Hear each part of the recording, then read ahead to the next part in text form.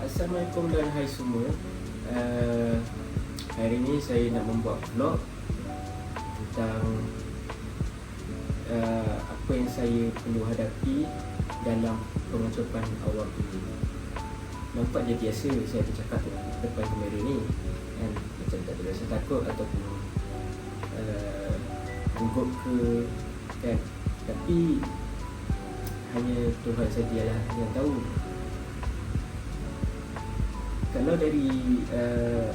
Kalau dari aspek fisiologi pula, bila saya kena bercakap depan kamera ataupun depan orang ramai,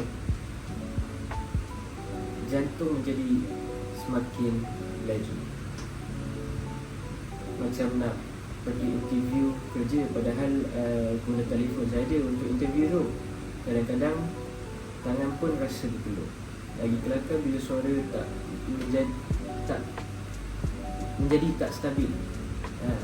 Dalam kepala dah susun ayat tu cantik, tapi bila buka mulut, habis semua terbang. Dari segi psikologi pula, saya selalu ada rasa takut salah cakap. Saya fikir, betul ke aku cakap ni?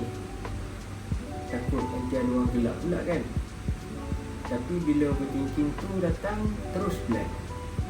Padahal tak ada siapa pun marah kalau salah sikit ataupun salah banyak, tak ada siapa pun kisah sebenarnya. Tapi perasaan tu tak ada. Selain itu, dalam faktor fizikal pula pun ada gangguannya juga.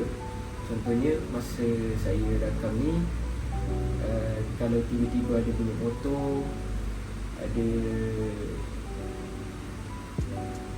orang lalu lalang, saya terus menjadi hilang fokus dan rasa segan bila ada orang lalu kan. Nak bercakap tu rasa segan untuk bercakap kuatlah.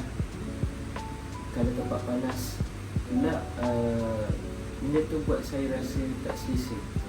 Lagi-lagi bila panas terik ataupun contohnya kalau dalam pejabat, aircon tak berfungsi. Jadi bila nak bercakap tu mood terus jadi hilang dah untuk present ataupun idea tu terus bercelaru lah. And then sekarang juga memberi banyak peranan dalam pengucapan awam ni. Sekarang ni saya nak bagi contoh ayat guna dialek, macam dialek biasa saya lah. Aku nervous gila weh nak cakap depan orang ramai ni dalam bahasa Melayu baku. Mula saya sangat gugup untuk bercakap di hadapan orang ramai. Kalau saya guna dialek sepenuhnya, mungkin kawan dari negara lain tak berapa faham atau anggap saya terlalu santai. Ini boleh menjejaskan kefahaman dan mesej yang saya nak sampaikan mungkin tak jelas. Jadi dalam situasi formal, lebih baik sesuai guna bahasa Melayu baku supaya semua orang faham dengan baik. Dan untuk mengatasi masalah gugup ni, biasanya saya akan tarik nafas dalam-dalam dan lepas. Jangan pingsan pula sudahlah, sebab tahan terlalu lama. Saya juga cuba bercakap perlahan dan susun poin ringkas sebelum ini. Bila ada persediaan sikit, rasa yakin tu bertambah.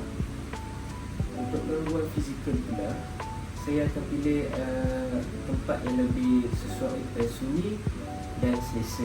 Kalau ada bunyi bising, saya pause dulu dalam beberapa minit, saya akan sambung semula.